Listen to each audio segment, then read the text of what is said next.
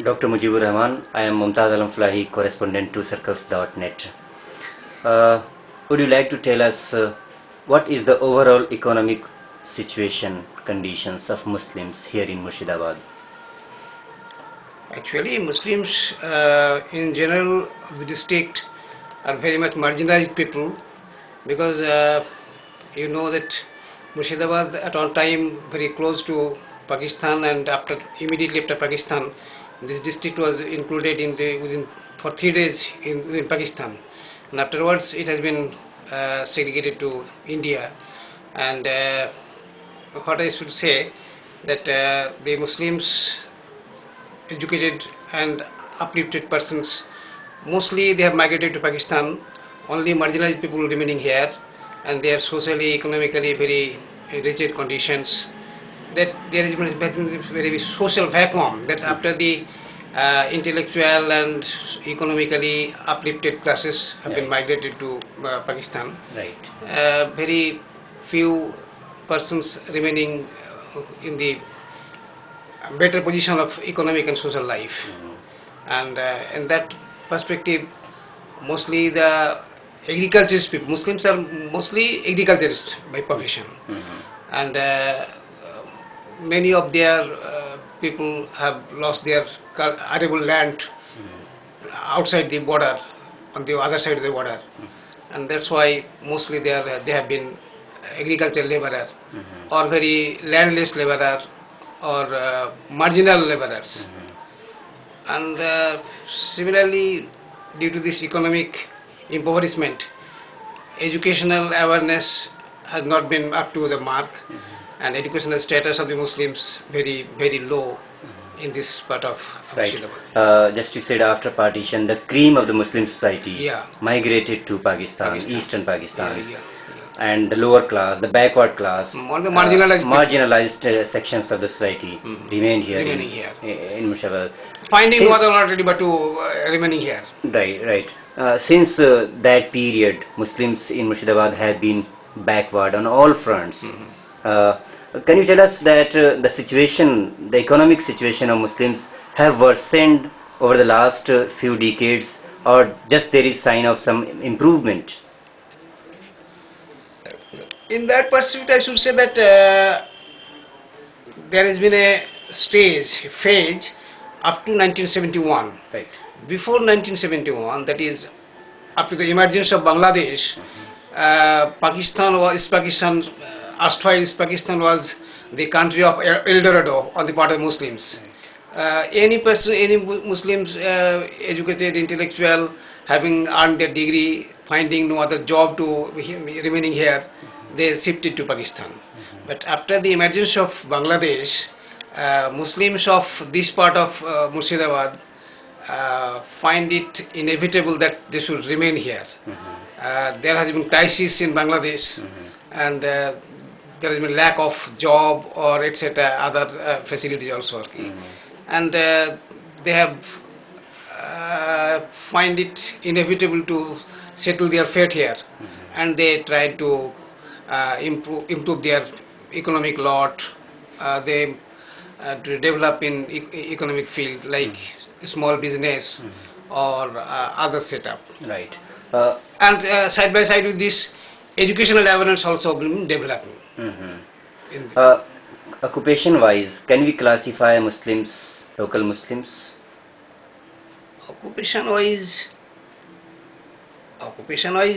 Occupation depends upon educational awareness. Right. That is, white collar job among the Muslims very poor, very low. Okay. Mostly Muslims are agriculturists. Okay. And having no land of their own. And the district of Murshidabad is mainly divided into two parts. Okay. One is Rad, that is the western tract of the river Ganges, that is known as Rad. And the eastern tract of Murshidabad is known as Bagri. Okay. Yes. And Bagri area, mostly Muslim people are landless laborers or agriculturists having very small plot of land. Okay, right. And the Muslims of this part of Murshidabad, that is Bagri area, very often they find as land laborers, agricultural laborers, going to other part of Murshidabad, that is Rar area, and the adjacent part of Murshidabad, Birbhum, etc. They are mostly sharecroppers or land laborers, etc. And of late, there has been urge and awareness in educational field. Some people are getting white collar job also.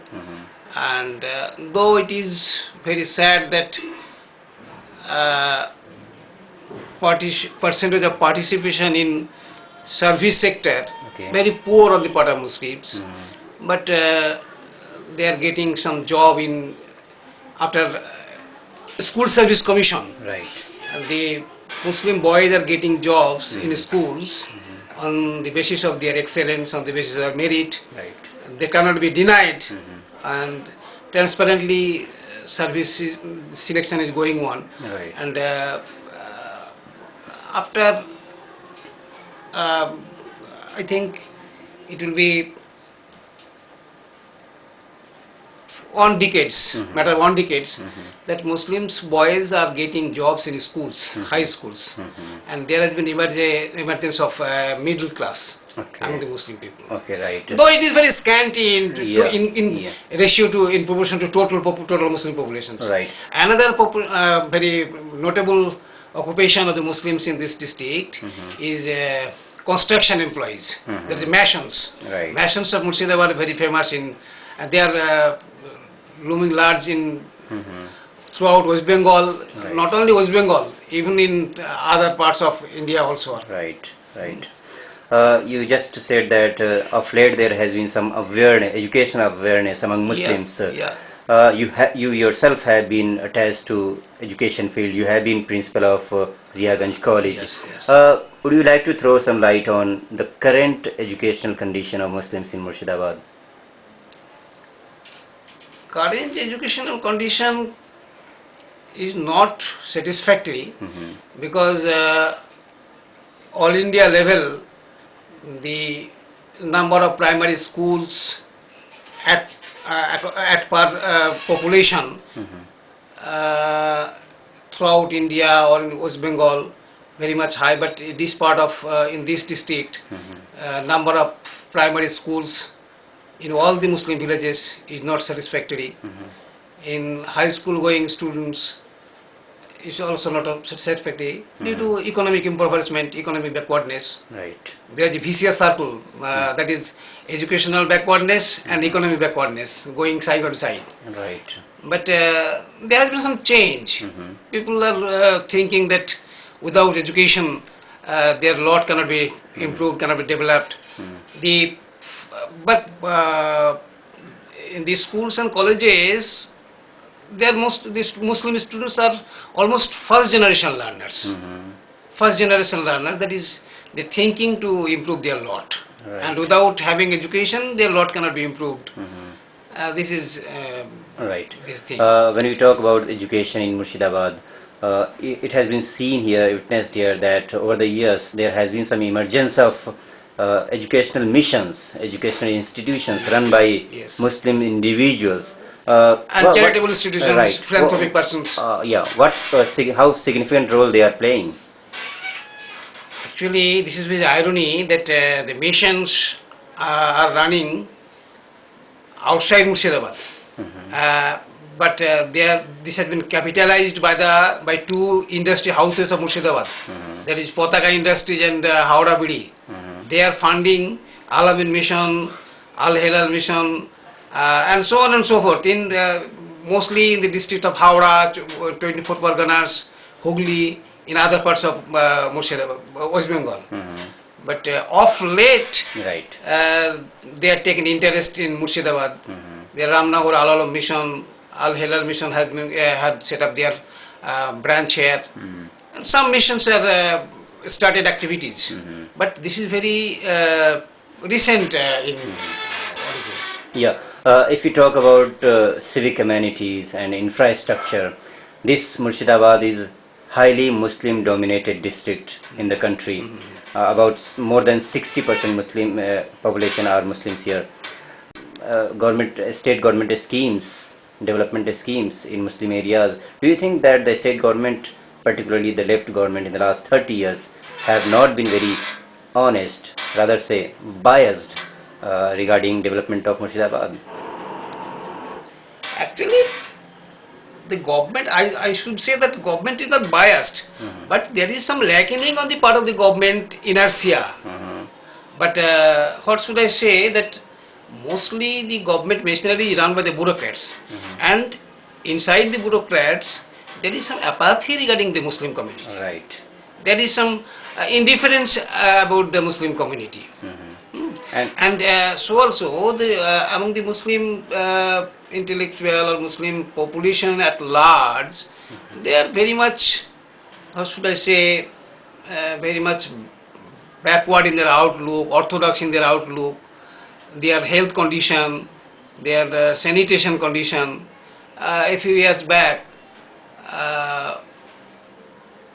on incident is that some Maulana in Lalgola within the district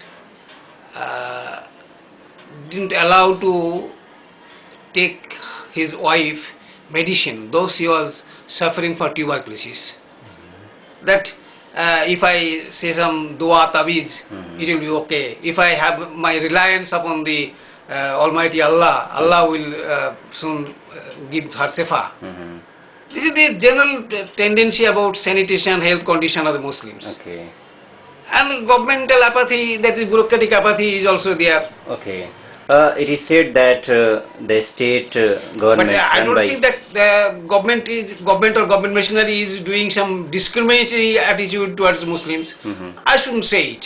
But it is said that the state government run by left front, compared to other districts where MLAs and MPs are from left front, these two districts, Murshidabad and Malda, they have been represented by Congress MPs and MLAs over the years. So it is said that in terms compared to other districts, these two districts have been discriminated by the state government in terms of implementation of schemes. Actually, I don't think so. Okay.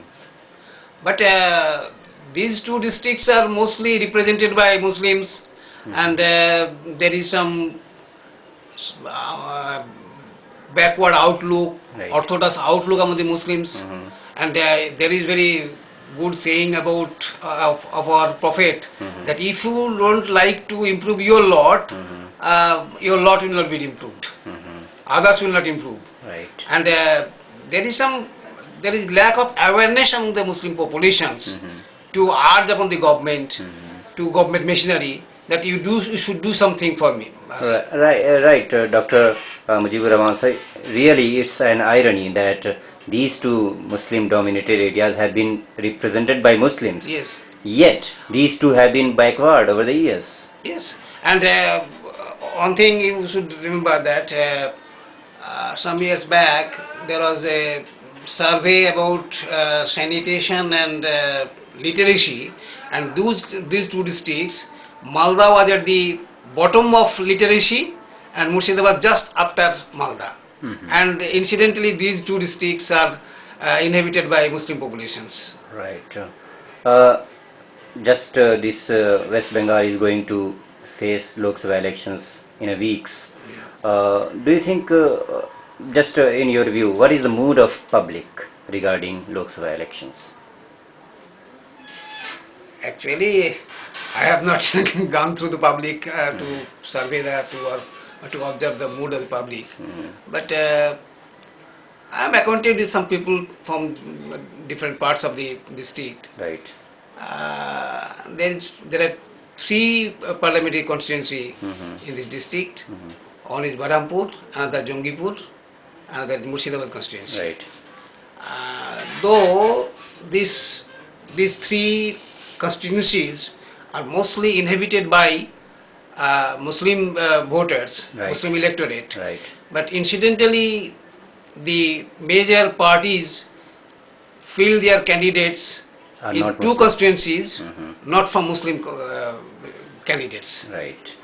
In Jongipur and Berhampur, Mhm. these two constituencies are fielded by non-Muslim candidates. Mhm. This is irony. Mhm. Only in the Murshidabad constituency, the two major candidates are from Muslim community. So, has there any effort and any demand from the Muslim public to field Muslim candidates from these Muslim-dominated areas?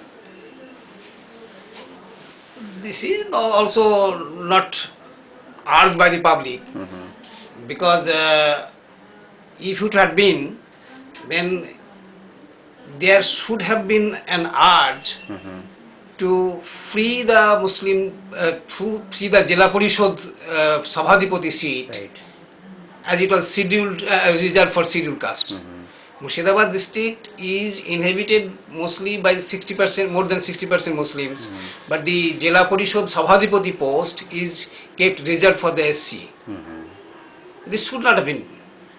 Another thing, in this district, two assembly constituencies, Khorgram and Sagoddighi, these two assembly constituencies are mostly dominated by Muslims. Also, these, in spite of this fact, these two assembly constituencies are kept reserved for the SC. Why? This is run by the People's Representation Act or Election Commission's Delimitation Act. Mhm. This has been mentioned in Structure Committee report also, Mhm. that there should be an urge on the part of the government or public electorate that the Muslim dominated areas should not be kept reserved for SC or ST. Right. In spite of this thing is going on. Mhm. That is, earlier I am telling you that there is no awareness of the Muslims, and there are some particular problems of this district, though it is general problem, but it is the Muslims are mostly particularly affected. That is the erosion of Ganga and Padma. Right.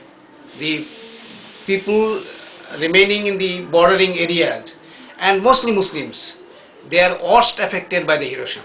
Right.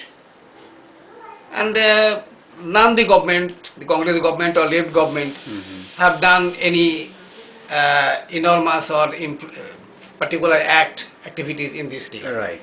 Dr. Mujibur Rahman Sahab, as a common Muslim voter, what are the three major issues on which you are going to vote this Lok Sabha election? It's a very tricky question, I think. But recently among the Muslims, there has been a demand for a reservation of Muslims in educational appointment field. Right. Mhm. Second. This is one of the major theme, that there has been some conventions going on from on the part of the different Muslim NGOs. Right. So the people are asking the candidates, if you win the election, would you support reservations for the Muslims? Right. And there has been some of the left parties and the Congress parties also saying that in our constitution there is no scope for reservation. And then some literate persons are asking the candidates that if it is so, then how the state in the southern part of the India, Right. Indian peninsula, Mhm. have kept reserved for Muslims in jobs and education field. Mhm. This is another thing. Right. Another thing is the proportional representation in service sectors. Mhm. That is, health and sanitation conditions should be improved. Mhm. And the particular problem of this district, that is the anti-erosion movement, should be taken up by the government. So, do you think that the alliance of Congress and Trinamool, which has taken place just now, weeks ago, this alliance is going to give a good fight to the left front? Actually, in this district, Trinamool has no such base. Mhm. These three constituencies mostly are dominated by Congress. Right. And another thing, If we take this question to the entire state, that may be a thing. Mhm. That may be that will affect the left front electoral results. And that is also admitted by the left front leaders also. The octogenarian leader, Mr. Jyoti Basu, has also taken that it will be a tough fight on the part of the left alliance between Trinamool and Congress. Yes. Thank you very much, Dr. Saab. Thank you very much.